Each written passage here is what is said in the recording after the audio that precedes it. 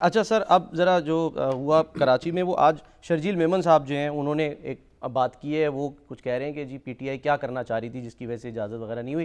क्या फरमाया शर्जील मेमन साहब ने, ज़रा वो दिखाई है।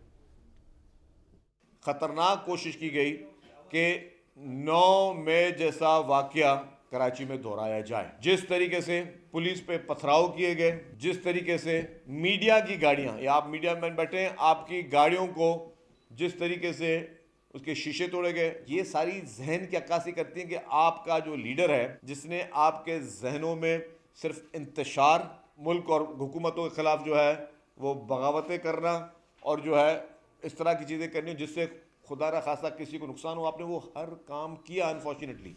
वो कह रहे हैं सर 9 मई जैसा वाकया करने की जो है वो कोशिश की गई।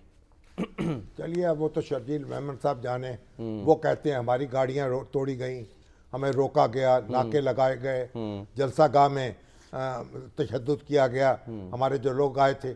अब ये शर्जील मेमन साहब ये कह रहे हैं, अब लाए हैं बज़्म यार से लोग, खबर अलग अलग, आपस में एक मोहब्बत हो रही थी और एक यानी अब लोगों ने जो कहा जनाब पीटीआई जो है और पीपल्स पार्टी मिलकर हुकूमत बनाएंगे, और पता नहीं ये क्या क्या तोते, यानी लोगों ने पेश गोइयाँ शुरू कर दी थी। अब बीच में लड़ाई हो गई।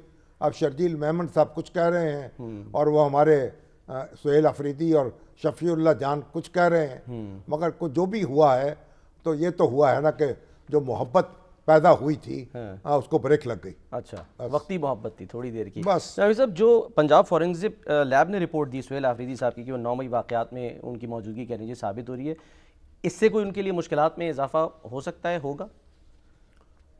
अब अगर उनकी गिरफ्तारी, तो फिर का मुकदमा जो अगर उनके खिलाफ कायम है उसमें उनके खिलाफ एक एविडेंस स्ट्रॉन्ग हो जाएगी और उसमें उनकी मुश्किलात बढ़ सकती हैं। जो फोरेंसिक लेबॉर्ट्री है उसने जो वो इमेजेस देखे हैं तो उन्हें तस्दीक किया कि ये फ़ला साहब यहाँ मौजूद थे। जी हाँ। गोया रेडियो पाकिस्तान पर हमला करने वालों में ये लीडर हजरात भी मौजूद थे।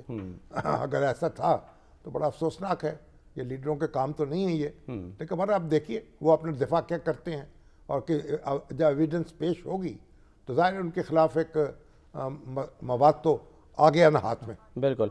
अभी शामी साहब, आगे बढ़ने से पहले बस एक मैं कि अभी जो आखिरी इत्तला आई है, आज फिर क्योंकि मंगल का दिन था तो वहाँ जो बहनें हैं वो मौजूद हैं, आज भी किसी को मिलने नहीं दिया गया अडियाला में, और वो फिर वहाँ पे धरना जारी है। वहाँ पे ये उनके बहनों के हक में आवाज़ बुलंद कर करके, प्यारी बहनें हैं हमारी भी, अलीमा खान है, नौरीन खान है और उज़मा खान है, और बच्ची नौरीन खान तो हमारी हसान की वालदा हैं। जी जी। और हमारे वज़ीरुल्लाह न्याज़ी साहब की अहलिया है। बिल्कुल। तो मतलब यह है कि बेचारी बहनें जो हैं आती हैं और सर्दी के मौसम में और बिल्कुल परेशान होकर वापस चली जाती हैं। ठीक है। और पता नहीं ये क्या क्या किस्सा है, और न बुशरा बीबी से मुलाकात किसी की हो रही है, न खान साहब से हो रही है, इमरान खान से हो रही है।